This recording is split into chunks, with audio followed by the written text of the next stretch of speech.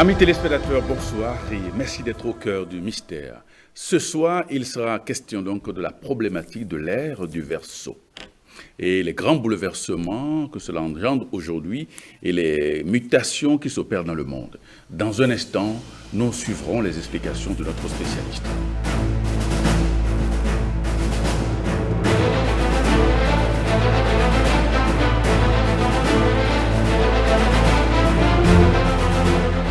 Kenneth Moumissi, bonsoir. Bonsoir, monsieur Préveniteo. Vous êtes gnostique et ce soir, nous allons parler donc de l'ère du Verseau. Nous parlerons en général des ères astrologiques, mais précisément de l'ère du Verseau. Alors, pourquoi parle-t-on de l'ère du Verseau? Il faut dire que l'ère du Verseau, c'est un concept astrologique qui représente une période marquée par le renouveau, des changements profonds. L'ère du Verseau succède à l'ère des Poissons et elle est caractérisée par l'humanitarisme. Par le signe astrologique qui gouverne l'ère du Verseau, on lui associe l'élément air, A-I-R, qui est un symbole de communication, de liberté, de pensée. Ce cycle astrologique apporte des changements majeurs dans la société, notamment en matière de technologie, de spiritualité et de communication. Nous entrons en fait dans une ère de coopération où la collaboration, l'harmonie, la connaissance de soi sont les clés pour réussir. En résumé, l'ère du Verseau marque un nouveau départ pour l'humanité.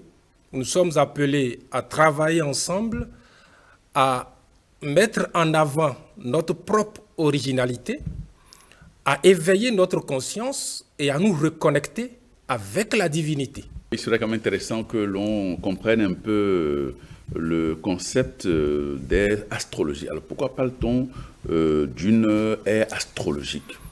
Merci. Une ère astrologique, c'est quoi? C'est une période qui correspond au temps que le point vernal, qui est la position du soleil à l'équinoxe de printemps, va mettre pour traverser une constellation zodiacale. Bon, ce n'est peut-être pas clair, parce que pour bien comprendre la notion d'ère astrologique, on doit cerner correctement quelques notions astronomiques, comme le point vernal, la précession des équinoxes et ce qu'on appelle l'écliptique. Je vais essayer, dans un langage terre à terre, d'expliquer ces thèmes scientifiques. Le point vernal, comme j'ai commencé par le dire, est défini par la position du soleil à l'équinoxe de mars, l'équinoxe de printemps dans l'hémisphère nord. Donc, là où le soleil se trouve à l'équinoxe de mars est ce qu'on appelle le point vernal. C'est quoi un équinoxe? Un équinoxe, on en a deux dans l'année. Ça correspond à ces deux périodes de l'année où le jour a une durée égale avec la nuit. On a un équinoxe en mars, donc le 20 ou le 21 mars, l'équinoxe de printemps. On a un autre équinoxe en automne, en septembre, le 22 ou le 23 septembre. Maintenant, ce point vernal-là, il n'est pas fixe. Il se déplace très lentement, vraiment lentement, mais il se déplace quand même. Il se déplace sur ce qu'on appelle l'écliptique.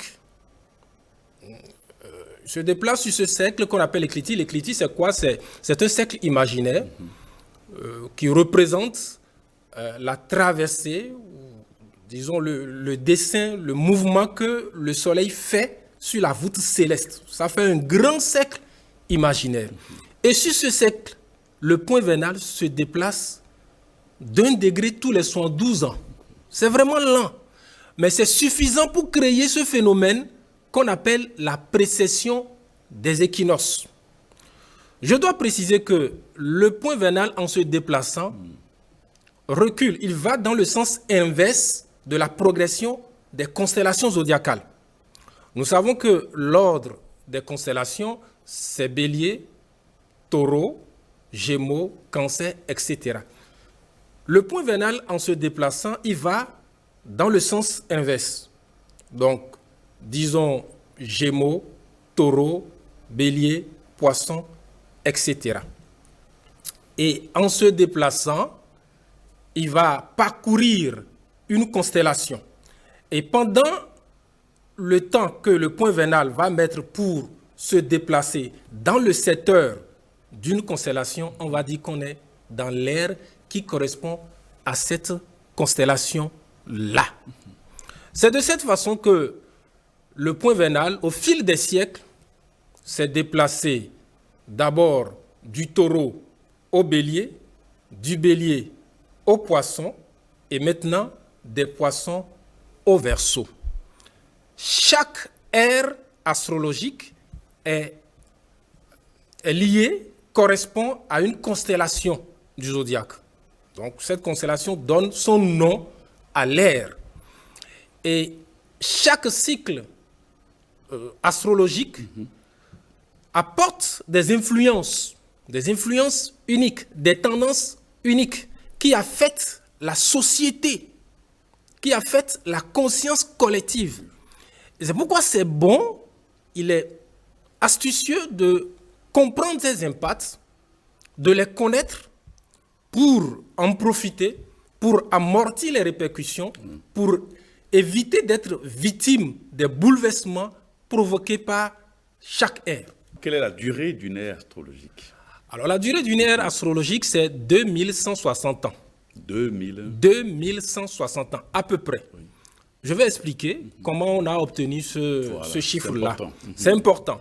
Parce que nous parlons de notions purement scientifiques. Oui. Le changement d'ère, c'est quelque chose qui est scientifique, que les astronomes connaissent très bien. Seulement qu'eux, ils n'attribuent pas à ce changement des phénomènes, des influences sur l'humanité. Par contre, les astrologues, les philosophes, les mystiques, eux, ils savent que ce changement va provoquer des mutations dans la société. Oui. Donc, j'ai expliqué tout à l'heure que le point vernal, c'est-à-dire la position du soleil à l'équinoxe de printemps, ce point recule sur l'écliptique, sur ce grand cercle imaginaire, il recule d'1 degré tous les 12 ans.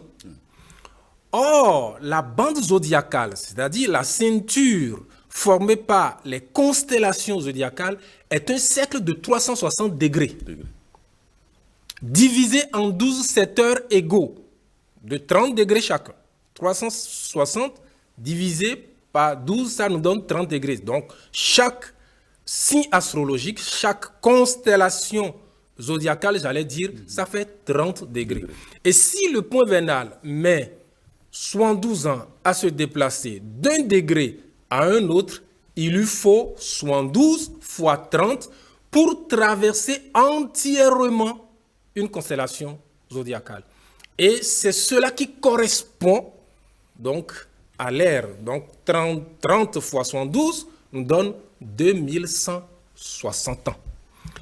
Le point vernal va mettre à peu près 26 000 ans, donc 2160 fois 12, pour faire le tour complet de l'écliptique. Alors, je peux dire cela de façon plus simple encore. Nous savons que la Terre tourne. La Terre tourne autour du Soleil. Elle va mettre 365 jours, 5 heures et plus pour faire le tour complet. Et en même temps qu'elle tourne autour du Soleil, elle tourne sur elle-même en 24 heures. Ce qui fait, ces deux mouvements font la journée et l'année. On va appeler ça le jour et l'année terrestre. C'est le mouvement du Soleil qui détermine les ères astrologiques. Donc le Soleil bouge sur l'écliptique et en bougeant, en se déplaçant, il va mettre 2160 pour se déplacer d'une constellation à une autre. Et donc logiquement, 2160 ans multiplié par 12 pour faire le tout complet, ce qui nous donne 25 960 ans, c'est-à-dire à peu près 26 000 ans. On appelle cela dans l'occultisme une année cosmique. Donc voilà la durée de ce qu'on va appeler le jour cosmique, c'est-à-dire l'ère astrologique correspond au jour cosmique. On en a 12, comme on a 12 mois dans l'année. Oui. Et l'année cosmique, ça fait à peu près 26 000 ans. 26 000 ans, une année cosmique. Une année cosmique. Alors, pendant qu'une année terrestre, ça fait 366 jours. Et le passage d'une ère à une autre, le changement d'ère, donc le passage d'une année cosmique à une autre crée toujours des bouleversements. Parce que nous avons des énergies d'autres types, d'autres natures qui influencent maintenant la Terre, qui influencent la conscience collective, qui influencent chaque individu. Et tout change. Il est important de se rendre compte de ces changements, de savoir l'ère qui prévaut à un moment donné pour pouvoir en profiter. Oui. Alors, on va parler maintenant de l'ère des poissons. Oui, de l'ère des poissons qui précède l'ère du Verseau. Alors, l'ère des poissons, elle a commencé 2 siècles avant Jésus-Christ. À peu près 2 siècles avant Jésus-Christ. Il faut dire que c'est une ère qui a apporté de grands changements, de grands bouleversements dans la vie de l'humanité. On a eu des changements notamment en matière de religion, de créativité, d'industrialisation. Alors, pour bien analyser l'influence de l'ère du poisson, oui, il serait intéressant de chercher à comprendre quelles sont les influences du signe zodiacal qui a donné son nom à cette ère astrologique, donc du signe poisson. Les poissons sont gouvernés par 2 planètes. C'est une constellation qui est régie par 2 planètes, à savoir Neptune, le roi des océans et des mers, et aussi par Jupiter, le dieu de l'abondance, la richesse. De la richesse.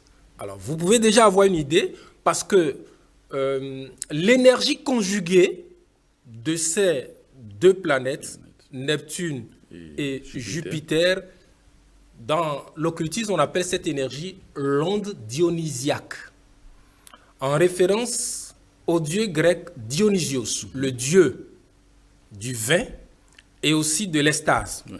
C'est aussi le dieu de la démesure, celui qui renverse l'ordre établi. Ainsi donc, dans l'ère des poissons, on a pu constater un essor important des religions monothéistes. C'est pendant l'ère des poissons qu'on a eu l'avènement du christianisme et aussi de l'islam, qui constituent les 2 plus grandes religions au monde en ce moment. Ces 2 courants religieux concentrent en leur sein plus de 50% des croyants. C'est important. Et ceci s'est produit pendant l'ère des poissons. On a noté également ce qu'on a appelé la révolution industrielle. Quand nous prenons le poisson, qui est l'animal, l'emblème de cette ère, qu'est-ce qu'il symbolise? Le poisson, avant tout, c'est une nourriture, d'accord? Mais c'est aussi un symbole d'abondance. Donc, ce symbole-là, dès qu'on est rentré dans l'ère des poissons, ce symbole a été adopté, en tout cas par les initiés, les connaisseurs. Et c'est quelque chose qui se répète depuis des millénaires. Ouais. Avant l'ère des poissons, comme je l'ai expliqué tout à l'heure, nous avons eu l'ère du bélier et l'ère du taureau. Quand on vient à une nouvelle ère, quand il y a un changement d'ère, les anciens, si je prends l'exemple de l'Égypte antique, ils changent le nom des divinités. Oui. Les noms des pharaons même changent. La liturgie subit des modifications en fonction de l'énergie spécifique de cette ère astrologique. C'est comme cela que quand on est rentré dans l'ère du taureau, 4500 ans à peu près avant Jésus-Christ, en Égypte, la divinité suprême qui jusque-là était Atum, est devenu Ptah. Le dieu de la création, Ptah, qu'on représente parfois avec un taureau. Le taureau sacré dont on dit qu'il est l'incarnation.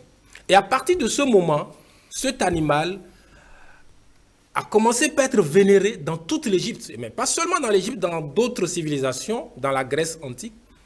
On a érigé un temple à Ptah, à Memphis, et Ptah est considéré comme le dieu des artistes, le dieu des architectes. Pourquoi? Parce que Ptah, qui est lié au taureau, vous connaissez un peu les caractéristiques psychologiques du taureau. Voilà. C'est le sens du travail, le don artistique et tout. Quand on est passé à l'ère du bélier, la divinité suprême a changé de nom dans l'Égypte antique. Elle est devenue cette divinité Amon, le dieu à tête de bélier. On a érigé alors un temple à Amon, à Luxor, et on a commencé par vénérer cet animal. Les pharaons ont changé leur nom. Si vous analysez, vous regardez un peu les noms des pharaons de cette époque-là, donc ça fait à peu près 2300 ans avant Jésus-Christ, vous allez voir toujours Amon dans leur nom. Exemple, Amenhotep, Amenophis, Amenhotep, Amonhotep. Amon est en paix. On a Toutankhamon, la star des pharaons, Toutankhamon, Tot-Ankh-Amon. Vous voyez que le changement des ères n'a jamais été quelque chose de banal pour les anciens. Et cela s'est répété avec l'ère des poissons parce que le christianisme qui est apparu au début de cette ère a adopté comme symbole le poisson qu'ils appelaient Ichthus, qui signifie en grec poisson tout simplement. C'est bien plus tard que la croix est devenue le symbole principal du christianisme. Alors, je disais tantôt que le poisson est un symbole d'abondance. Et quand on parcourt les évangiles, nous allons voir plusieurs exemples, plusieurs récits, plusieurs allégories sur le poisson, mais aussi sur les pêcheurs.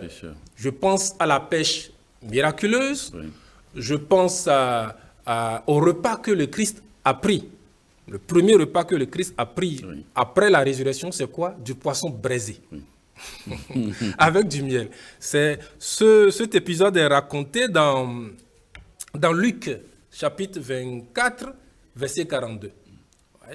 On a beaucoup d'exemples sur le poisson dans la Bible. Nous avons la pièce d'argent que Pierre a trouvée dans la bouche d'un poisson que Jésus lui a indiqué de chercher, parce qu'on a demandé à Jésus de payer ses impôts. Oui, même Jésus, on lui a demandé de payer ses impôts. Lui et Pierre qui étaient avec lui, n'ayant pas l'argent avec lui, de la liquidité pour payer ses impôts, il a demandé à Pierre de jeter l'hameçon. Le premier poisson qu'il va prendre, dans sa bouche, il trouvera une pièce. Il a pris cette pièce pour payer son impôt et celui de Pierre. Donc c'est une période, comme l'histoire le démontre d'ailleurs, où on a constaté une course au trésor. La recherche de l'or, les trésors, la richesse matérielle. Cette période est marquée également par les grandes explorations.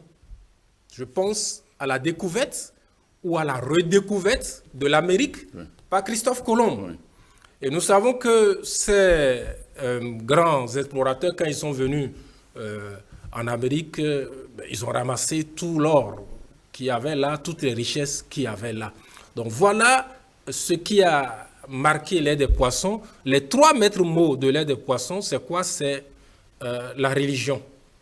La religion, les religions monothéistes, comme je l'ai expliqué, ont pris un essor sans précédent pendant cette ère-là. Il y a aussi l'abondance matérielle, la recherche de la richesse et enfin l'intellectualisme. Parce que durant l'ère des poissons, il y a un événement qui a marqué l'histoire de l'humanité et qui continue de nous marquer, c'est l'invention de l'imprimerie. Ça a changé la pensée.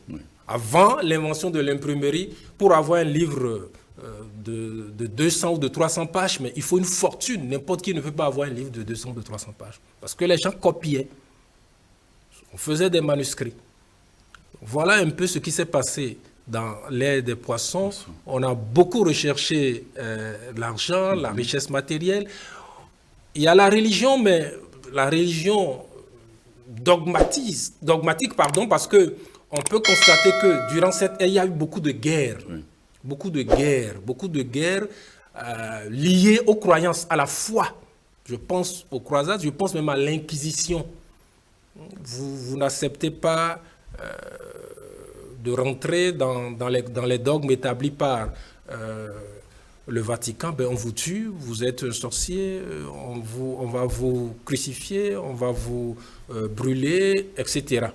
Donc, heureusement, nous avons tourné dos à cette ère et on voit que l'humanité change de paradigme. À quel moment cette ère a commencé réellement, l'ère du Verseau? C'est une excellente question parce que la date de début de l'ère du Verseau, j'avoue que c'est un sujet qui fait débat. Oui, parce qu'il y a une polémique terrible autour. Vraiment, dans la communauté des astrologues, des mystiques de façon générale, on voit beaucoup de courants. Moi, je vais noter, disons, 3 courants. Il y a ceux qui estiment que l'ère du Verseau a commencé dans les années 1960. 64. Voilà. Et d'autres pensent que non, c'est en 2160. Donc, vous voyez un peu, on doit attendre encore un siècle. C'est en 2160 qu'on aura l'avènement de l'ère du Verseau. Et il y a la troisième école, le troisième courant qui pense que l'ère du Verseau a démarré en 2020, en pleine pandémie de la Covid-19. Donc, voilà les 3 courants. Quant à nous, je dois affirmer sans embâche que l'ère du Verseau a commencé il y a 61 ans. Oui. L'ère du Verseau a commencé il y a 61 ans. Au fait, ceux qui estiment que l'ère du Verseau a commencé en 2020, ils s'appuient sur une conjonction qu'il y a eu entre Saturne et Jupiter dans la constellation du Verseau le 21 décembre 2020. Et ils disent, ceux-là, que c'est un événement qui se produit tous les 800 ans. Il y a 800 ans qu'on a eu une telle conjonction. Alors la question que je me pose, et que je vous pose, que je pose aux téléspectateurs, quand cette conjonction va se répéter dans 800 ans, comment vont-ils l'interpréter? Donc c'est clairement une fausse piste. Oui. Et ceux qui pensent que l'ère du Verseau va arriver dans 2160 ans sont également dans l'erreur. Parce qu'aujourd'hui, on constate déjà les répercussions, les bouleversements de l'ère du Verseau. Et justement, ceux-là, ils feintent un peu, ils disent, bon, c'est en l'an 2160, mais nous sommes dans une période de transition. En réalité, l'ère du Verseau a commencé le 4 février 1962, entre 14h et 15h.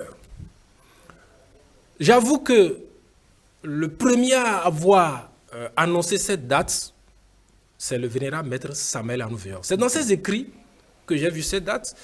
Cela m'a surpris parce que partout, on avance d'autres dates. Alors, bien que je sache que c'est un grand maître, c'est un maître ascensionné, c'est un maître doté d'une grande sagesse, je ne me suis pas limité à croire en lui. J'ai cherché à comprendre, à analyser pourquoi il affirme ces dates. Et dans ma démarche, j'ai établi la carte du ciel.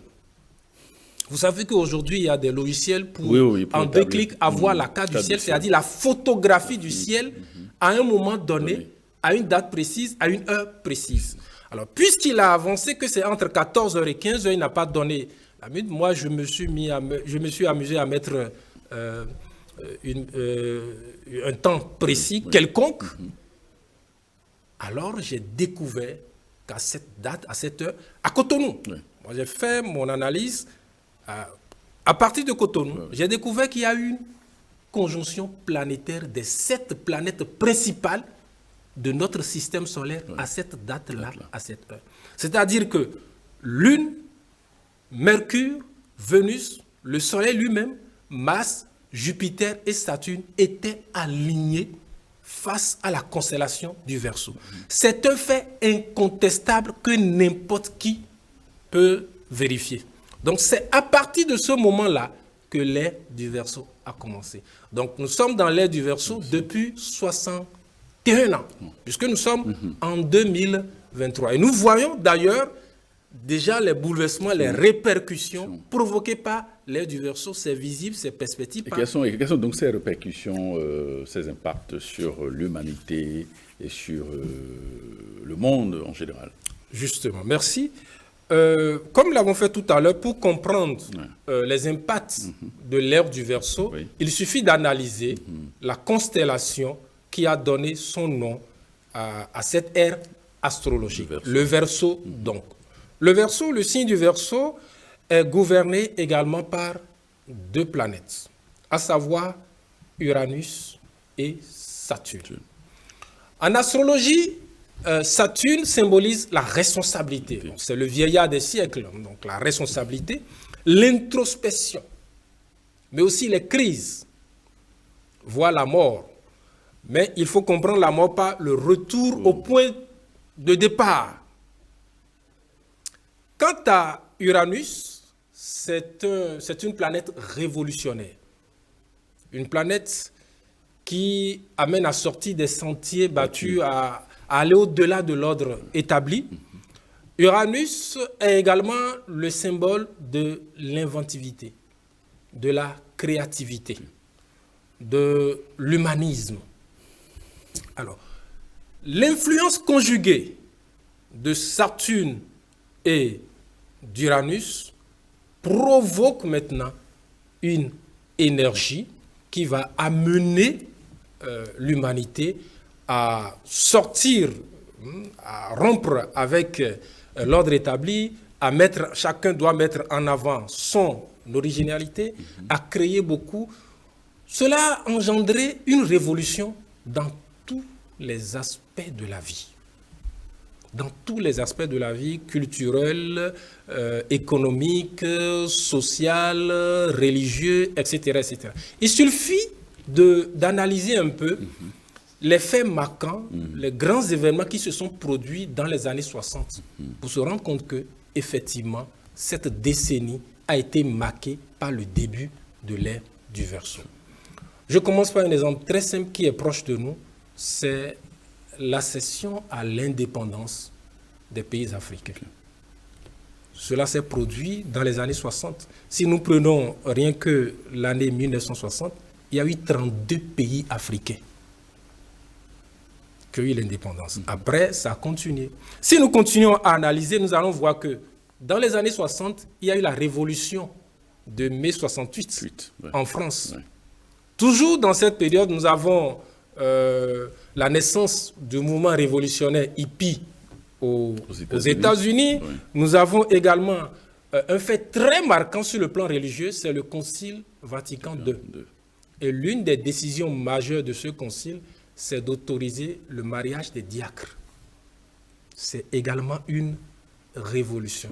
Enfin, c'est pendant l'ère du Verseau que les femmes ont commencé par exhiber davantage sur leur corps. Les femmes ont commencé par porter le pantalon, les collants, des vêtements, ceci, c'est avec l'ère du Verseau.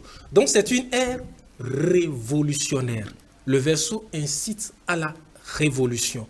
Le Verseau incite à la révolte. Mais nous devons être astucieux. Au lieu de se laisser emporter dans une révolution à feu et à sang, il faut opérer une révolution intérieure. Il faut se rebeller psychologiquement contre les éléments inhumains qui sont à l'intérieur de nous, nos défauts, qui font de nous des personnes faibles, médiocres, maladroites, perverses. C'est la révolution que nous devons vivre. Cela signifie quoi concrètement? Cela signifie que l'ère du Verseau, comme n'importe quelle ère, l'énergie qu'un cycle astrologique envoie à l'humanité, cette énergie peut être captée différemment, de deux façons. On peut la capter et se construire ou aller de l'avant, tout comme cette énergie-là peut être destructrice pour certaines personnes. Vous voyez, le Verseau, ou disons précisément Saturne, qui incite à l'introspection, d'accord, à rentrer en soi-même. Pourquoi on dit que le Verseau, c'est une aide de spiritualité? C'est à cause de l'influence de Saturne qui va inviter, vous voyez, les natifs de Capricorne, un signe qui est gouverné par Saturne, c'est des gens qui sont réservés. Oui. Donc nous devons cultiver une vie intérieure qui doit devenir riche. Voilà pourquoi le Verseau favorise l'essor, l'émergence des courants spirituels. Dans le même temps, pendant que certaines personnes cherchent à méditer, à vivre des états méditatifs intéressants, élevés, d'autres vont chercher à échapper à la réalité qui est face à eux en se droguant, en exagérant avec l'alcool. Donc il y a deux manières de capter cette vibration qu'envoie le Verseau. Soit nous la captons pour nous construire, pour aller de l'avant, pour opérer des changements en nous, dans la société, ou bien elle va être destructrice. Et c'est ce que nous constatons. On voit beaucoup de révolutions, de révoltes un peu partout dans le monde en ce moment. C'est dû au Verseau. Il y a un besoin d'indépendance. De changement. Les gens veulent la liberté. On voit le développement technologique. On parle aujourd'hui beaucoup de l'intelligence artificielle. Et communiquer, ça devient de plus en plus facile. Parce que nous sommes dans une ère de coopération, de collaboration. Mais en même temps, dans ce moment même, on constate de la marginalisation chez certains. Donc c'est double, cette énergie, on peut la capter de deux façons. C'est à chacun d'être intelligent, d'être astucieux. Comme l'avons dit, il faut se connaître. On a besoin de la connaissance de soi pour savoir comment capter cette énergie pour aller de l'avant. Alors, certains lient l'ère du Verseau à l'âge d'or, pendant que d'autres l'associent à la fin des temps. Alors, dites-nous d'abord s'il y a vraiment la fin des temps, comme on le dit vulgairement ou de manière triviale. Bien sûr qu'on va répondre à cette question qui est un peu difficile, parce que parler de la fin des temps, c'est quelque chose de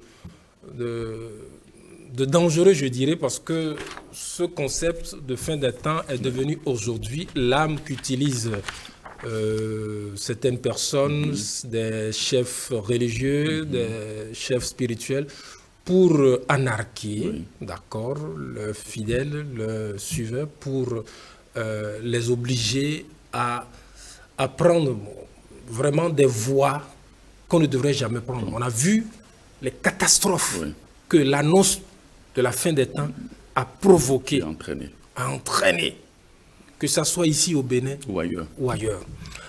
Alors, la fin des temps, lorsque nous analysons n'importe quel livre sacré, nous étudions les grandes religions, on va voir que toutes ces religions parlent de la fin des temps. Il y a des prophéties, beaucoup de prophéties sur la fin des temps. Cependant, il faut bien comprendre ce concept de fin des temps. Parce que chaque fois, les prophètes disent qu'il y aura de nouveaux cieux et de nouvelles terres. C'est-à-dire qu'on confond souvent la fin d'un cycle, astrologie par exemple d'une ère, la fin d'une année cosmique, ces grands changements-là, tout ça on appelle la fin des temps. Et c'est là qu'il faut éviter de tomber dans le piège. Le pire, c'est que les gens vont jusqu'à avancer une date pour cette fin des temps-là. Alors que Jésus, l'homme le plus exalté que la terre ait connu, il a l'humilité de dire que lui-même ne connaît pas la date de la fin des temps, ni l'heure. Il dit que seul le Père le connaît. Alors, ce n'est pas étonnant que tous ceux qui se sont hasardés à fixer une date pour la fin des temps, ils se sont fait ridiculiser. Là, ce qui est sûr, c'est que notre civilisation est appelée à disparaître. Pour laisser place à une autre civilisation. Pour laisser place à une autre civilisation, comme ça a été le cas pour les Atlantes. Pour les Atlantes. On dit que nous, l'humanité actuelle, quelle que soit la couleur de notre peau, nous formons une grande race, ou une race racine, la race aryenne. Ce ne sont pas les Aryens de Hitler. Non. OK? Les Asiatiques, les Européens, les Américains, les Africains, nous tous, nous formons une grande race. D'accord? Et cette race a eu un début. Il y aura une fin. Elle aura une fin. Chaque grande race connaît des âges, connaît des périodes. L'âge d'or qui est un moment de lumière, de beauté, un âge de cuivre, d'accord, un âge d'argent. Et nous sommes actuellement dans l'âge de fer, dans ce qu'on appelle en Orient un Kali Yuga, où n'importe qui peut constater vraiment une dégénérescence assez poussée. La perversité, la cruauté qui est partout, dans tous les domaines. Donc, les prophètes parlent souvent de cette fin des temps-là. C'est-à-dire, à un moment donné, notre civilisation doit partir Pour laisser place à une pour laisser place à une autre.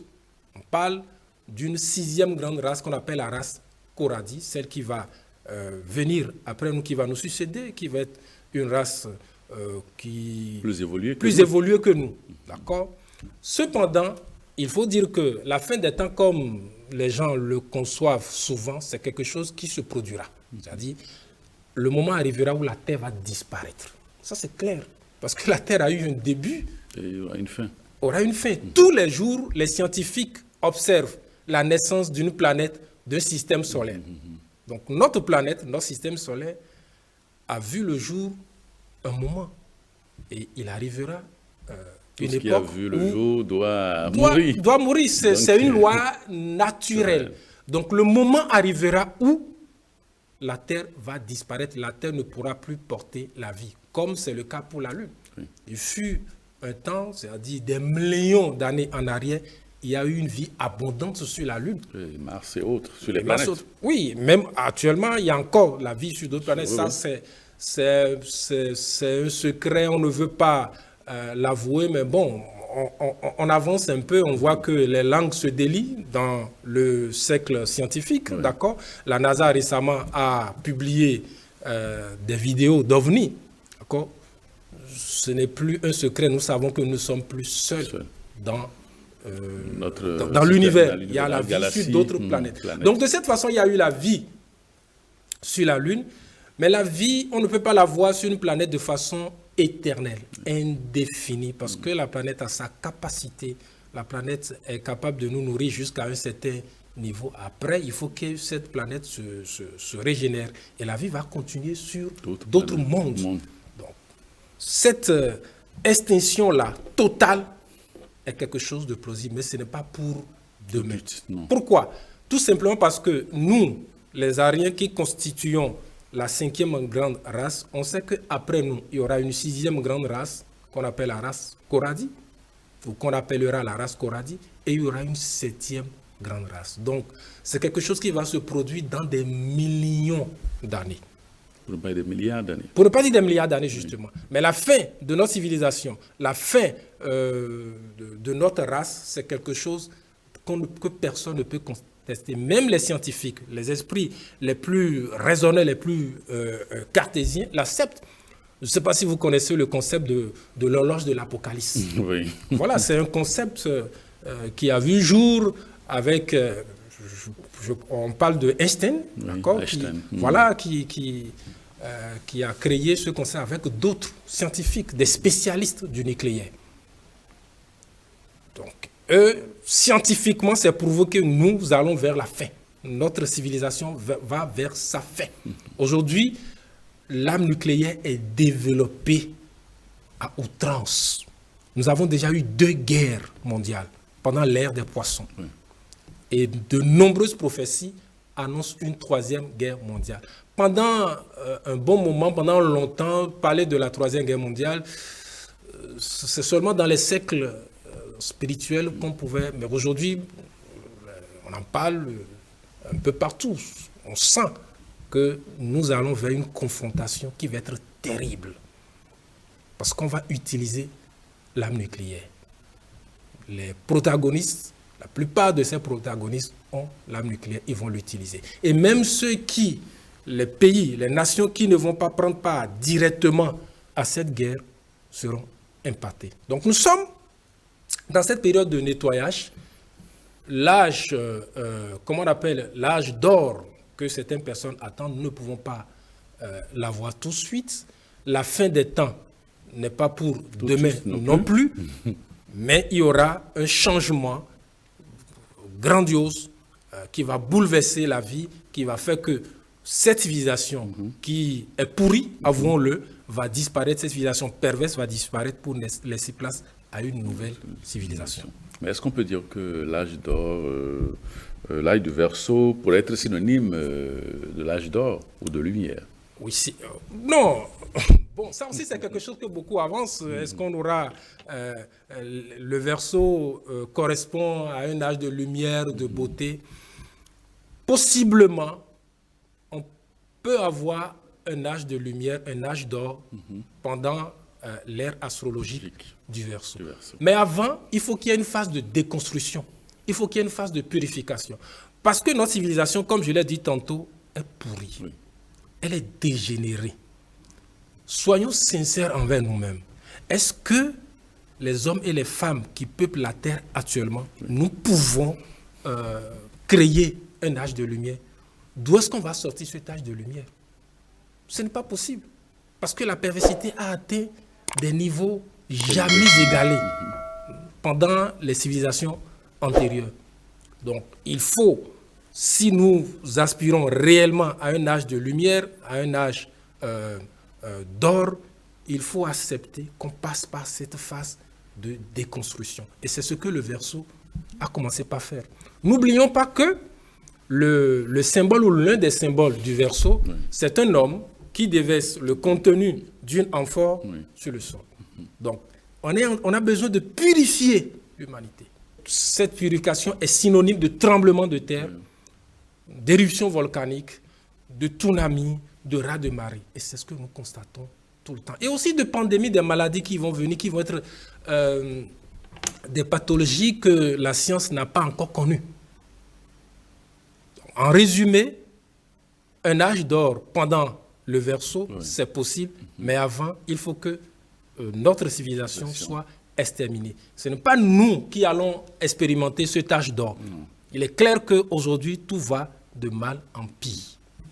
Merci Kenneth Gomissi, vous êtes professeur d'anthropologie gnostique et merci de nous apporter ces informations sur une ère astrologique et notamment sur l'ère du Verseau avec toutes les mutations qui s'opèrent en ce moment dans le monde.